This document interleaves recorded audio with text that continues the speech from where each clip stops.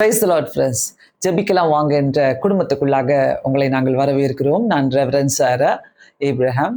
இந்த நாளிலும் ஒரு புதிய ஜெப குறிப்புக்காக நம்ம ஜெபிக்க போகிறோம். நிறைய பேருடைய வாழ்க்கையில எதிர்பார்ப்புகள் நிறைய இருக்குது. நிறைய நம்ம எதிர்பார்ப்போம் ஆண்டவர்கிட்ட.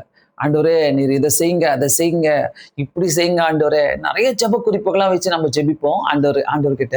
அந்த ஆண்டவருக்கு ரொம்ப ரொம்ப ஒரு முக்கியமானது என்னன்னாக்கா, ஆண்டவருக்காக நம்ம உழைக்கணும், ஆண்டவருக்காக நம்ம சேவை செய்யணும், ஆண்டவருக்காக நம்ம எதையாவது செய்யணும்னு ஆண்டவர் ரொம்ப விருப்பப்படுவார். ஸோ இந்த நாட்களில நம்மளுடைய எதிர்பார்ப்புகள் எப்படி இருக்கிறது? அந்த எதிர்பார்ப்புகள் நம்ம கூட இருக்கும் போது, நம்ம நம்ம வைத்திருக்கும் போது, நம்ம மனுஷனை வச்சு எதிர்பார்க்கிறோமா, இல்லை கர்த்தரை வைத்து எதிர்பார்க்கிறோமா? நல்லா யோசித்து பாருங்க. எரேமியா 17வது அதிகாரம் 7வது வசனத்துல, கர்த்தர் மேல் தன் நம்பிக்கையை வைத்து கர்த்தர் மேல் நம்பிக்கை வைத்து கர்த்தரையே நம்பிக்கையாக கொண்டிருக்கிற மனுஷன் பாக்கியவான். ஸோ கர்த்தர் மேல நம்பிக்கை வைக்கணும், கர்த்தரையே நம்பிக்கை வைக்கணும். இது ரெண்டு தான் ரொம்ப முக்கியம்.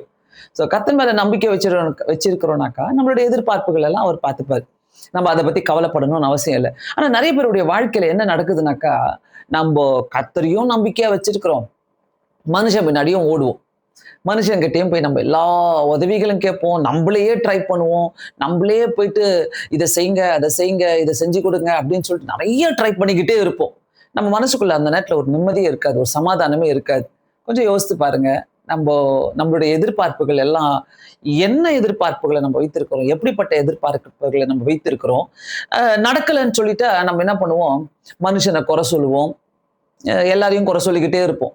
அந்த குறை சொல்ற ஒரு புத்தி இருக்கும் பாருங்க, அது மோசமான ஒரு புத்தி. அது அந்த மற்றவங்களையும் குறை சொல்லுவோம், நம்மளையும் குறை சொல்லிக்கிட்டே இருப்போம். ஆனா வேதம் சொல்லுகிறது, நீ மற்றவங்களை குற்றவாளி என்று தீர்க்காது இருப்பாயாக. என்ன, மற்றவங்களை குறை சொல்லாதீங்க, ஃபர்ஸ்ட் உன் கண்ணில் இருக்கிற அழுக்க நீ எடு, உன்னுடைய கண்ணில் இருக்கிற துரும்ப நீ எடுன்னு சொல்லிட்டு அழகா மத்தேயுல 7ஆம் அதிகாரத்துல கர்த்தர் நமக்கு சொல்லி தராரு. இந்த இடத்துல நம்ம எப்படி நம்ம வாழ்ந்துட்டு இருக்கிறோம், நம்முடைய எதிர்பார்ப்புகள் நமக்கு நிறைய இருக்குது, ஆண்டவருக்கு பிரியமா நம்ம வாழ்ந்துட்டு இருக்கிறோமான்னு கண்டிப்பா நம்ம யோசித்தே ஆகணும்.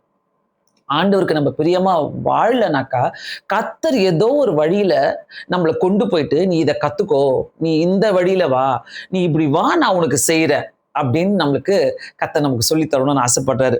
ஸோ நிறைய நேரங்களில நம்ம இதை யோசிச்சுக்கிட்டே நம்ம என்ன பண்ணுவோம், குறை சொல்லிக்கிட்டே இருந்து ஆண்டவர் செய்கிறதுக்கு நம்ம இடம் கொடுக்கவே மாட்டோம். ஒரு நிறைவான ஆவியே ஒருத்தருக்குள்ள இருக்காது.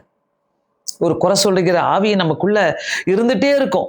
அந்த நிறைவான ஆவி நம்மளுக்குள்ள இருக்குதுனாக்கா, ஆண்டோடைய சித்தத்துக்கு நம்ம ஒப்பு கொடுப்போம் எல்லாத்தையுமே. ஆண்டவரே நீங்க பாத்துக்கங்க, நீங்க செய்யுங்க இயேசு சுவாமி, உங்க சித்தம் ஆண்டவரே, உங்க சித்தம் எப்படி நிறைவேறுதோ அதை செய்யுங்க இயேசு சுவாமின்னு சொல்லிட்டு நம்ம ஜெபிப்போம். ஸோ இதுதான் கர்த்தர் நமக்கு நம்மளுடைய வாழ்க்கையில விரும்புகிறாரு.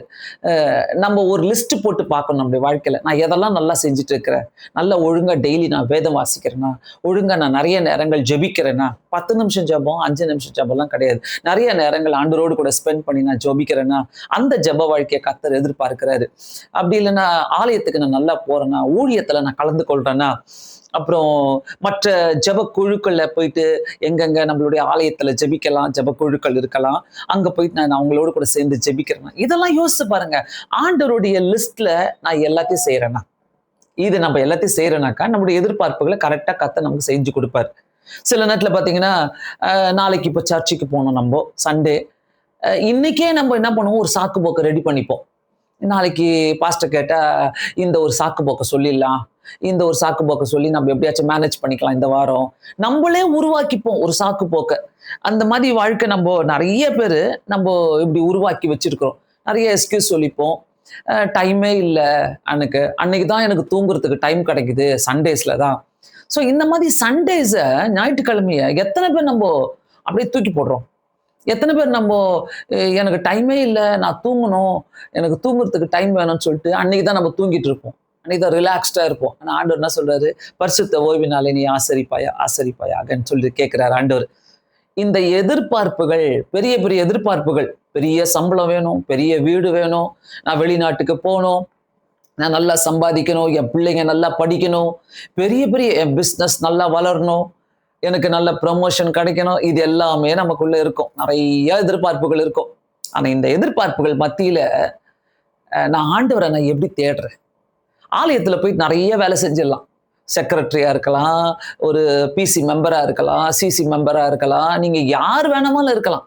ஒரு பெரிய பதவியில இருக்கலாம், சர்ச்சுடைய மூப்பனாரா இருக்கலாம், யார் வேணா எப்படி இருந்தாலும் சரி, அந்த எதிர்பார்ப்புகள் ஆண்டவர் என் வாழ்க்கையில செய்யணுன்றதுக்கு ஆண்டவருக்கு நான் என்ன செஞ்சுட்டு இருக்கிறேன்? பணத்தை கொடுத்துட்டு ஆண்டவர் செஞ்சிடுவாரா? இல்ல. ஆண்டவர் லஞ்சம் வாங்குறவரே கிடையாது. அப்படிலாம் ஆண்டவர் லஞ்சம் வாங்கி உனக்கு ஏதோ உங்களுக்கு ஒரு நன்மையை செய்யணும்னு சொல்லிட்டு அவசியமே கிடையாது. ஆண்டவர் நம்மகிட்ட எதிர்பார்க்கல. நீ எனக்கு என்ன செய்யற? நீ எனக்கு என்ன செய்யற?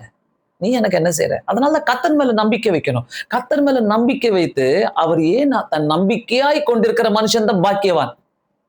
ரொம்ப யோசிக்க வேண்டிய ஒரு காரியம். நிறைய பேர் நான் நிறைய பேர்ட்ட பேசியிருக்கிறேன். அவங்க சொல்லுவாங்க, நான் சர்ச்சில் ஒரு செக்ரட்டரியா இருக்கிறேன், நான் சர்ச்சில் ஒரு பிசி மெம்பரா இருக்கிறேன், ஐயோ நான் சர்ச்சுக்கு ஓடி ஓடி செய்வேன். ஓடி ஓடி செய்யலாம். கர்த்தர் கேட்டாரா? கர்த்தர் கேட்கலையே. கர்த்தர் அதை கேட்கல. நீ என்ன ஊழியம் செஞ்ச? எத்தனை ஆத்துமாவை நீ ஆதாயப்படுத்தின? எத்தனை ஆத்துமா உன்னால ஆலயத்துக்கு வந்தாங்க?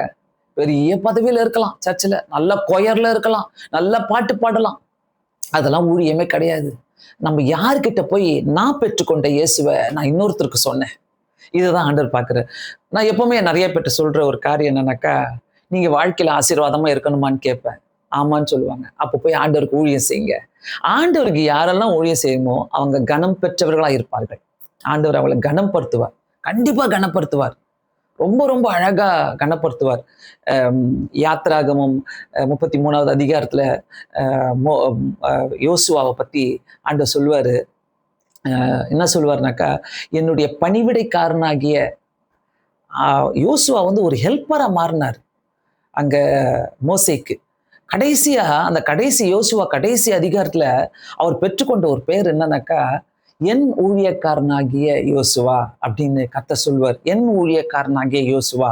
சாதாரண பணிவிடைக்காரனா அவர் தொடங்கினாரு மோசேயுடைய கூடாரத்துல. ஆனா முடிக்கும் போது, அவருடைய வாழ்க்கையை முடிக்கும் போது 110வது வயதுல அவர் எப்படி முடிக்கிறாருனாக்கா, என் ஊழியக்காரனாகிய யோசுவா அப்படின்னு முடிக்கிறார். எதிர்பார்ப்புகள் இருக்கலாம். கர்த்தர் எதிர்பார்க்கிறத நம்ம நிறைவேற்றுக்கிறோமா? நம்ம மற்றவங்களையே பார்த்துட்டு இருக்கிறோம். அவங்க நல்லா இருக்கிறாங்களே, இவங்க நல்லா இருக்கிறாங்களே, இவங்க ஓடுறாங்க, அவங்க ஓடுறாங்க, நமக்கு ஏன் நடக்க மாட்டுது? நீங்க தான் ஸ்பெஷல், நீங்க செய்யுங்க ஆண்டவருக்காக. என் வாழ்க்கையில நிறைய காரியங்களை நான் ஆண்டவருக்காக செஞ்சதுனால ஆண்டவர் நிறைய காரியங்களை என்ன உயர்த்தி வைக்க ஆரம்பிச்சார். நான் அது என்னுடைய வாழ்க்கையில நான் அனுபவிச்சிருக்கிறேன். கண்டிப்பா நான் சொல்றேன், எதிர்பார்ப்புகள் மத்தியில ஆண்டவருடைய எதிர்பார்ப்புகளை நீங்க டேஸ்ட் பண்ணிட்டீங்கன்னாக்கா, கர்த்தர் உனக்கு பெரிய காரியங்களை செய்வார்.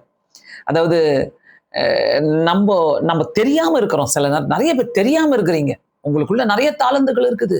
உங்களுக்குள்ள நிறைய பொக்கிஷங்களை ஆண்டவர் கொடுத்திருக்கிறாரு. நான் என்னெல்லாம் பண்ணலாம் ஆண்டவருக்கு நீங்க யோசிக்க ஆரம்பிச்சிட்டீங்கன்னாக்கா, ஆண்டவர் உங்களை எடுத்து உபயோகப்படுத்திடுவார். ஒரு ஒரு ஒரு அருமையான ஒரு கதை உண்டு. ஒரு அம்மா எப்பவுமே ஹஸ்பண்ட் ஒய்ஃப் என்ன பண்ணுவாங்க, பால்கனியில உட்காந்து டீ குடிச்சிட்டு இருப்பாங்க அவங்க அப்பார்ட்மெண்ட்ல. எதிர்க்க இருக்கிற அப்பார்ட்மெண்ட்ல பாத்தீங்கன்னாக்கா, இந்த அம்மா சொல்லிக்கிட்டே இருப்பாங்களா, எப்ப பாரு அவங்க வீட்டு ஜன்னல் பாருங்க அழுக்கா இருக்குது, அவங்க வீட்டு ஜன்னல் கண்ணாடியை துடைக்கவே மாட்றாங்க, அவங்க வீட்டு கண்ணாடி அவ்வளோ அழுக்கா இருக்குது, அழுக்கா இருக்குது. இந்த அம்மா சொல்லிக்கிட்டே இருப்பாங்களாம். எப்போமாவது அந்த எதிர் வீட்டை பார்த்து அந்த கண்ணாடியை பார்த்து சொல்லியிருப்பாங்க, விண்டோஸை பார்த்து சொல்லுவாங்க, கதை ஜன்னல்களை பார்த்து. அப்போ ஒரு நாள் அவங்க வீட்டுக்கு நல்லா உத்து பார்க்க ஆரம்பிச்சாரு.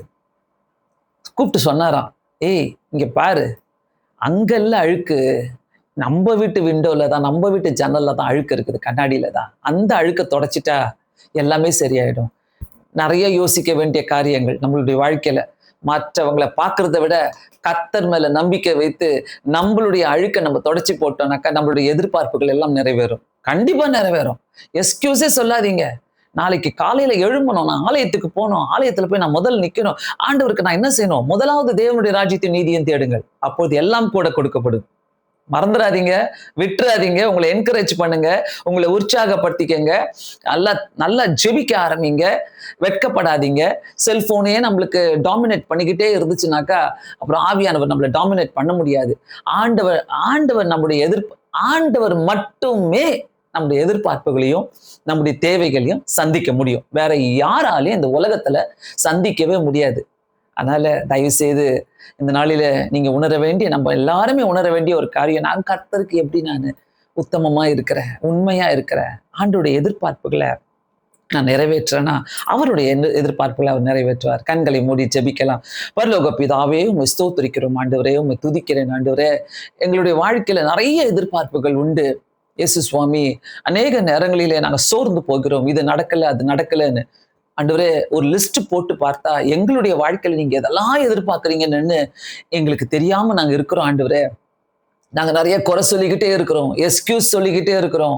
ஆண்டவரே, ஆலயத்துக்கு போறதுக்கு கூட நாங்க எக்ஸ்கியூஸ் சொல்றோம் ஆண்டவரே. ஒரு ஊழியத்துல கலந்துக்கிறதுக்கு நாங்க நெறைய சாக்கு போக்கு சொல்றோம் ஆண்டவரே. அந்த சாக்கு போக்கு சொல்ற மைண்ட் எல்லாம் எங்களுக்கு எடுத்து போடுங்க.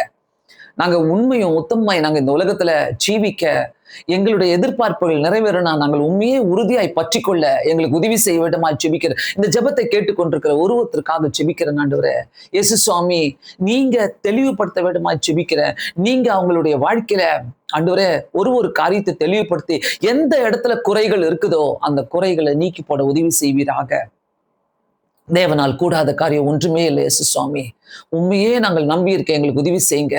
நிறைய எதிர்பார்ப்புகள் உண்டு ஆண்டவரே. நிறைய காரியங்கள்ல நாங்கள் ஜெயிக்கணும்னு நாங்க ஆசைப்படுறோம். அதே மாதிரி ஆண்டவரே, உமக்கு நாங்கள் உங்களுடைய சித்தத்துக்கு இடம் கொடுக்க எங்களுக்கு உதவி செய்யுங்க. வழி நடத்துங்க, ஆசீர்வதிங்க. அநேகர் சாட்சிகளோடு வர உதவி செய்யுங்க. இயேசு கிறிஸ்துவின் நாமத்தினாலே வேண்டிக் கொள்கிறேன் பிதாவே, ஆமென். தயவு செய்து நாளைக்கு எல்லாருமே சந்தோஷமாக ஆலயத்துக்கு புறப்பட்டு போங்க. ஆண்டோடைய ஆசையை நிறைவேற்றுங்க. ஆண்டவர் நிறைய நம்ம கிட்ட எதிர்பார்த்து கொண்டிருக்கிறார். கர்த்தர் உங்களை ஆசீர்வதிப்பார். இன்னும் நிறைய ஜெப குறிப்புகளோடு உங்களை நாங்கள் வந்து சந்திருக்கிறோம். இது உங்களுக்கு பிரயோஜனமாக இருக்குமானால் தயவு செய்து மற்றவங்களுக்கு ஷேர் பண்ணுங்க. தொடர்ந்து சப்ஸ்கிரைப் பண்ணுங்க. உங்களுடைய ஜெப குறிப்புகளுக்காக நாங்கள் தொடர்ந்து ஜெபித்துக் கொண்டே இருக்கிறோம். God bless you all.